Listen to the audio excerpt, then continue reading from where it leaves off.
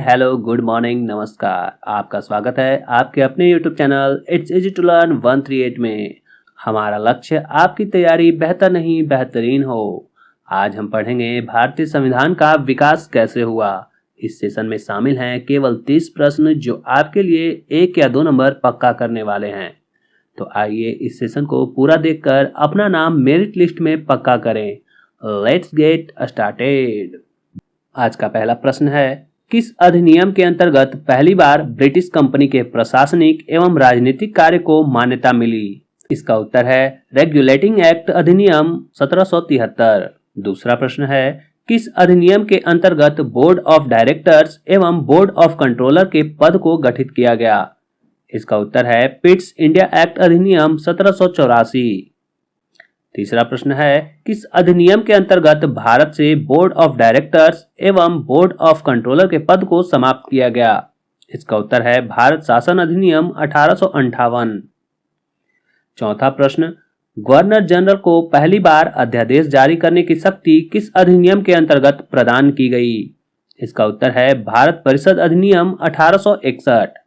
पांचवा सवाल है, ईस्ट इंडिया कंपनी को औपचारिक रूप से कब भंग किया गया। इसका उत्तर है 1 जनवरी 1874 ईस्वी को।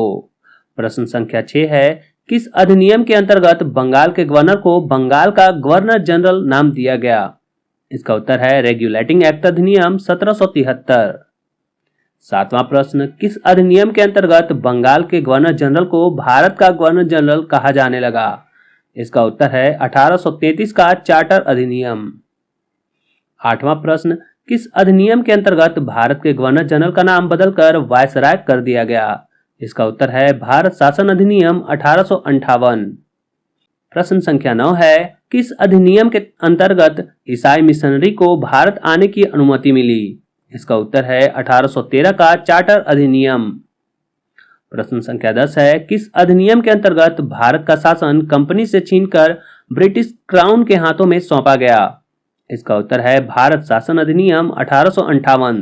दोस्तों, अगर आपको मेरी वीडियो अच्छी लग रही हो, क्वेश्चन का सिलेक्शन अच्छा लग रहा हो तो वीडियो को लाइक जरूर करें। प्रश्न संख्या 11, किस अधिनियम के अंतर्गत सत्येंद्र प्रसाद सिन्हा वायसराय की कार्यपालिका परिषद के पहले भारतीय सदस्य बने। इसका उत्तर है 1909 का भारत परिषद अधिनियम। प्रश्न संख्या 12, अप्रत्यक्ष निर्वाचन प्रणाली की शुरुआत किस अधिनियम के अंतर्गत की गई। इसका उत्तर है 1892 का भारत परिषद अधिनियम। प्रश्न संख्या 13, केंद्र में द्विसदनात्मक विधायिका की स्थापना किस अधिनियम के अंतर्गत की गई। इसका उत्तर है भारत शासन अधिनियम 1919। प्रश्न संख्या 14 है, केंद्र में द्वैत शासन की स्थापना किस अधिनियम के अंतर्गत की गई। इसका उत्तर है भारत शासन अधिनियम 1935। प्रश्न संख्या 15 है, किस अधिनियम के अंतर्गत बजट पर बहस करने तथा कार्यकारिणी से प्रश्न पूछने की शक्ति दी गई। इसका उत्तर है 1892 का भारत परिषद अधिनियम। प्रश्न संख्या 16, मुस्लिम समुदाय के लिए पृथक प्रतिनिधित्व का उपबंध किस अधिनियम के अंतर्गत किया गया। इसका उत्तर है 1909 का भारत परिषद अधिनियम। प्रश्न संख्या 17, सिखों, ईसाइयों, आंग्ल भारतीयों तथा यूरोपियों के लिए पृथक प्रतिनिधित्व का उपबंध किस अधिनियम के अंतर्गत किया गया। इसका उत्तर है 1919 का भारत परिषद अधिनियम। प्रश्न संख्या 18 है, किस अधिनियम का कटाक्ष करते हुए जवाहरलाल नेहरू ने कहा कि यह गुलामी का अधिकार पत्र है। इसका उत्तर है भारत शासन अधिनियम 1935। प्रश्न संख्या 19 है, भारतीय स्वतंत्रता अधिनियम 1947 के अंतर्गत धाराओं की संख्या कितनी थी। इसका उत्तर है 20। प्रश्न संख्या 20 है, किस अधिनियम के अंतर्गत कलकत्ता में उच्चतम न्यायालय की स्थापना की गई। इसका उत्तर है रेगुलेटिंग एक्ट अधिनियम 1773। दोस्तों, अगर वीडियो पसंद आ रही हो लाइक के बटन को प्रेस करना ना भूलें। प्रश्न संख्या 21 है, किस अधिनियम के बारे में जवाहरलाल नेहरू ने यह कहा कि यह एक ऐसी कार है जिसमें ब्रेक तो है पर इंजन नहीं। इसका उत्तर है भारत शासन अधिनियम 1935। प्रश्न संख्या 22 है, किस अधिनियम के अंतर्गत प्रथम विधि आयोग का गठन किया गया। इसका उत्तर है 1833 का चार्टर अधिनियम। साथ ही प्रथम विधि आयोग के अध्यक्ष लॉर्ड मैकाले थे। प्रश्न संख्या 23 है, किस अधिनियम के अंतर्गत एक वैधानिक आयोग का गठन किया गया। इसका उत्तर है भारत शासन अधिनियम 1919। 24वां प्रश्न है, बर्मा को भारत से अलग किस अधिनियम के अंतर्गत किया गया था? इसका उत्तर है भारत शासन अधिनियम 1935। प्रश्न संख्या 25 है, किस अधिनियम के अंतर्गत पहली बार केंद्रीय बजट को राज्यों के बजट से अलग किया गया? इसका उत्तर है भारत शासन अधिनियम 1935। प्रश्न संख्या 26 है, किस अधिनियम ने भारतवासियों को अपने देश के प्रशासन में कुछ हिस्सा लेना संभव बनाया? इसका उत्तर है 1833 का चार्टर अधिनियम। प्रश्न संख्या 27 है, राष्ट्रपति की अध्यादेश निर्गत करने की शक्ति किससे प्रेरित है? इसका उत्तर है भारत शासन अधिनियम 1935।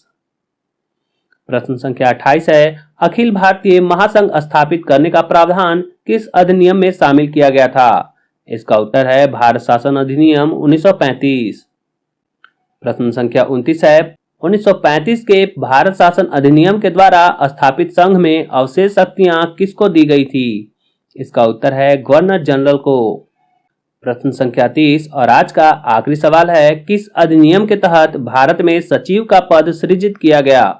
इसका उत्तर है भारत शासन अधिनियम 1858। दोस्तों, जाते जाते मैं एक सवाल आपसे करता हूं, जिसका उत्तर आप मुझे कमेंट बॉक्स में जरूर देना। वो सवाल है कि भारतीय संविधान का ब्लूप्रिंट किस अधिनियम को कहा जाता है? आज का ये छोटा सा वीडियो आपको कैसा लगा? मुझे उम्मीद है आज का ये सेशन आपके लिए नौकरी भवा का वरदान लेकर आया होगा, क्योंकि इस टॉपिक से अक्सर प्रश्न देखने को जरूर मिलते हैं। वीडियो अच्छी लगी हो तो वीडियो को लाइक और शेयर जरूर करें। साथ ही इसी तरह के महत्वपूर्ण टॉपिक से रिलेटेड बेहतरीन प्रश्नों की श्रृंखला देखने के लिए हमारे चैनल को अभी सब्सक्राइब कर लें और लेटेस्ट नोटिफिकेशन पाने के लिए सब्सक्राइब के बटन के बगल का बेल आइकन को ऑल नोटिफिकेशन पर सेट करना बिल्कुल ना भूलें। मिलते हैं फिर एक नए वीडियो के साथ, तब तक के लिए जय Hind, take care, have a good day.